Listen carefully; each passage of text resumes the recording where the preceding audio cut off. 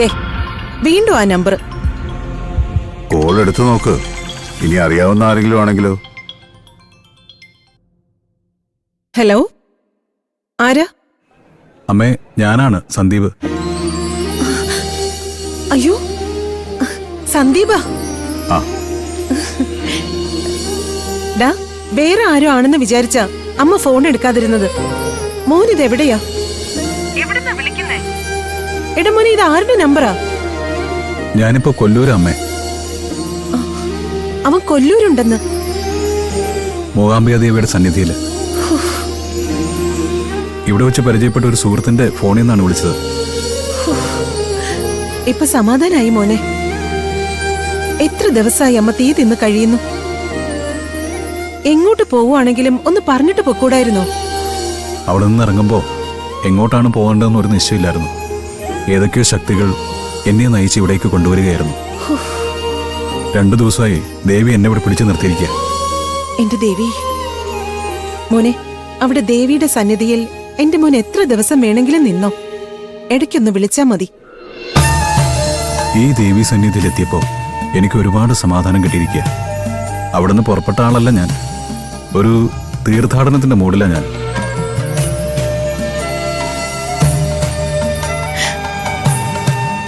മോനെ എപ്പോഴാ മടങ്ങാൻ തോന്നുന്നേന്ന് വെച്ചാ അപ്പം മടങ്ങിയാ മതി.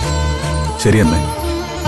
മക്കളെക്കുറിച്ചുള്ള അമ്മമാരുടെ വേവലാതിയെക്കുറിച്ച് ഇവിടെ ഒരു അമ്മ എന്നെ ഉപദേശിച്ചു. അമ്മ ഇനി വേവലാതിപ്പെടണ്ട. എത്രയും വേഗം ഞാൻ മടങ്ങി വരും. ശരി മോനെ.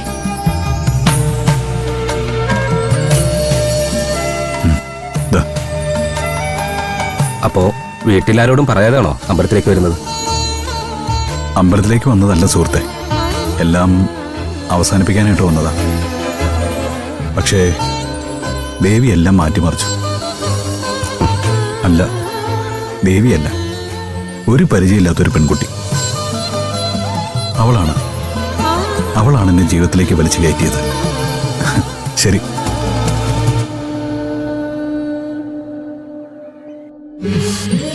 അവൻ എവിടെയുണ്ടെന്ന മോളെ പറഞ്ഞത്? അമ്മേ, അവൻ മൂകാംബികയിലുണ്ട്.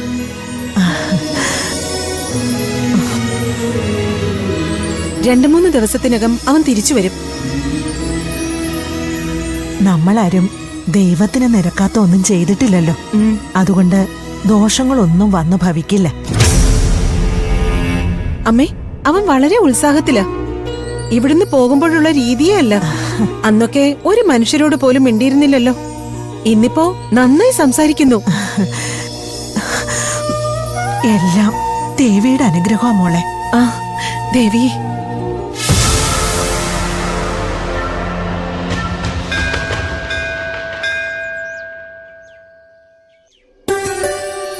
പുതിയ മാലയൊക്കെ ഇട്ടിരിക്കുന്നല്ലോ. വാങ്ങിയതാ? ഓ, മുത്തശ്ശി തന്നതാണോ? കൊള്ളാം. ആരെങ്കിലും ഇത് കണ്ട് മോഹിക്കാനിടയുണ്ട്. സൂക്ഷിക്കണം. നീ സൂക്ഷിച്ചോളാന്നോ? വലിയ ആത്മവിശ്വാസമൊന്നും വേണ്ട. ഇന്നലെ കുടജാദ്രിയിലോ? അവിടെ ഇന്നലെ ചാടാൻ ശ്രമിച്ച ആളോ? വീണുപോയെന്നോ? ഓ, എന്നിട്ട് അയാള് രക്ഷപ്പെട്ടു അല്ലേ? അവിടെ കുഴിയിലേക്ക് വീണിട്ടും രക്ഷപ്പെട്ടു വന്ന ആ ആളില്ലേ, അയാൾക്ക് നിനക്കും തമ്മിൽ എന്തോ ഒരു പൊരുത്തം ഉണ്ടെന്ന് എനിക്ക് തോന്നുക.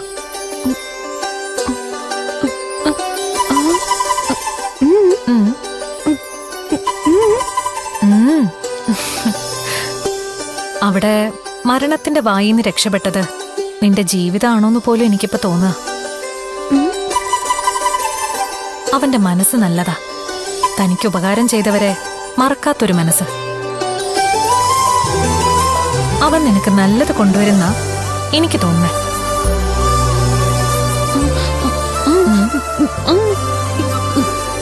അയാൾ മരിക്കാൻ ശ്രമിച്ചത് എന്തിനാണെന്നോ? അവൻ എന്തൊക്കെയോ ദുഃഖങ്ങളും ദുരനുഭവങ്ങളും ഒക്കെ ഉണ്ടാവാം. അത് താങ്ങാനാവാതെയാ അയാൾ മരിക്കാൻ ശ്രമിച്ചത്. പക്ഷേ ദേവി അവനെ മരിക്കാൻ വിട്ടില്ല. ദേവി നൽകിയ പുതിയ ജീവനാണ് അവൻ്റേത്. ദേവിയുടെ ദാനം. അങ്ങനെ ദാനം കിട്ടിയ ജീവിതത്തിൽ അവൻ നന്മയുള്ളവനായിരിക്കും. അവൻ വരും. നീ അവനെ ഇനിയും കാണേണ്ടിയും വരും.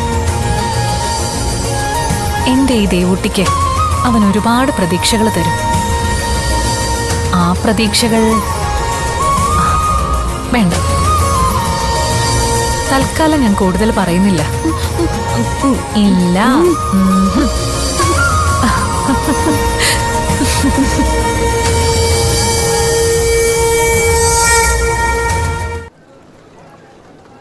കുമാരേട്ടാ, എന്താ? ഇന്നലെ കുടജാദ്രിയിൽ നടന്ന സംഭവം കുമാരേട്ടൻ അറിഞ്ഞോ? ഇല്ല, എന്താ നടന്നേ? കുടജാദ്രിയിൽ ട്രിപ്പ് പോയ ട്രക്കുകാർ പറഞ്ഞതാ, താഴെ നിന്ന് അവര് നോക്കുമ്പോ മലയിലെ ഏതോ മൂലയില് കൊക്കയുടെ തൊട്ട് മുകളിലായിട്ട് ഒരാള് നിൽക്കുന്ന കണ്ടത്രേ. അയ്യോ, എന്നിട്ട്? അവര് നോക്കി നിൽക്കത്തന്നെ അയാളങ്ങ് കുഴിയിലോട്ട് വീണു. എന്നിട്ട് മരിച്ചോ? പത്രത്തിലൊന്നും വാർത്ത കണ്ടില്ലല്ലോ, ആരും പറഞ്ഞു കേട്ടതുമില്ല. അതല്ലേ അത്ഭുതം. കൊക്കയിലേക്ക് വീണയാള് കുറെ കഴിയുമ്പോഴേക്ക് തനിയെ പൊങ്ങി വരുന്നത്രേ. ആ, അങ്ങനെ പൊങ്ങി വന്നിട്ടുണ്ടെങ്കിൽ അത് ദേവി കൈകൊടുത്തിട്ട് തന്നെയാവും. അതെ അതെ. തന്റെ പുണ്യഭൂമിയിൽ അങ്ങനെ ഒരാൾ അപകടത്തിൽപ്പെട്ട് മരിക്കുന്നത് ദേവി ആഗ്രഹിക്കില്ല. അപ്പൊ എന്തു ചെയ്യും? മരണത്തിന്റെ വായിലോട്ട് വീണു പോയവനെ പോലും സ്വന്തം കൈ കൊടുത്തുയർത്തും. അതെ അതെ.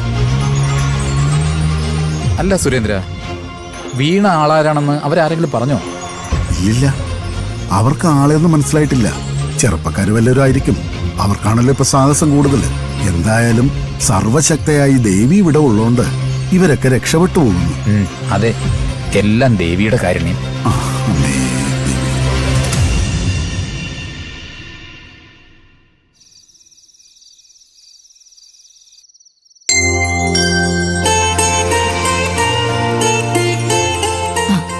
ചായ.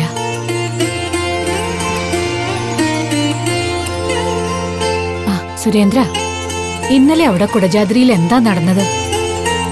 ദേവൂട്ടി എന്തൊക്കെയോ പറഞ്ഞു, എനിക്കൊന്നും വ്യക്തമായില്ല. അതെന്താണെന്നൊന്നും വ്യക്തമല്ലമ്മേ. എന്തൊക്കെയോ അത്ഭുതങ്ങളാ നടന്നെന്നാ കേട്ടെ. ഏതോ ഒരു പയ്യൻ കൊക്കയിലേക്ക് ചാടാൻ വന്നെന്നോ അങ്ങനെ എന്തൊക്കെയോ ആ ദേവൂട്ടി പറഞ്ഞു. ചാടാൻ വന്നതാണോ ചാടിയതാണോ വീണതാണോ ഇതൊന്നും വ്യക്തമല്ല. കുടജാദ്രിയിലേക്ക് ട്രിപ്പ് പോയ ചില ജീപ്പുകാരാ പറഞ്ഞത്. ആരാന്നൊന്നും അറിഞ്ഞൂടാ. ഒരു ചെറുപ്പക്കാരൻ. അവൻ മുകളിലേക്ക് കയറിപ്പോയി. അവിടുന്ന് താഴേക്ക് വീഴുന്നത് കണ്ടവരുണ്ട്. പിന്നെ ആരോ പിടിച്ചു കയറ്റിയതുപോലെ അവിടുന്ന് പൊങ്ങി വരുന്നത് കണ്ടവരുണ്ട്. എല്ലാം ദേവിയുടെ മായാവിലാസം, അല്ലാതെ എന്തു പറയാൻ? മുത്തശ്ശി, അവൻ ഏതെങ്കിലും നിരാശാകാമുകനായിരിക്കും. പിന്നെ കൊക്കയിലേക്ക് വീണിട്ട് പൊങ്ങി വന്നു എന്നൊക്കെ പറയുന്നത് ജീപ്പുകാരുടെ വെറും തള്ളായിരിക്കും. മൂകാംബികാമ്മ എങ്ങനെയാ ഭക്തരെ കാത്തുരക്ഷിക്കണേന്ന് നിനക്കറിയില്ല. 10-30 വർഷമായി ദേവിയുടെ നടയിലെ നിത്യസേവകനാ ഞാൻ.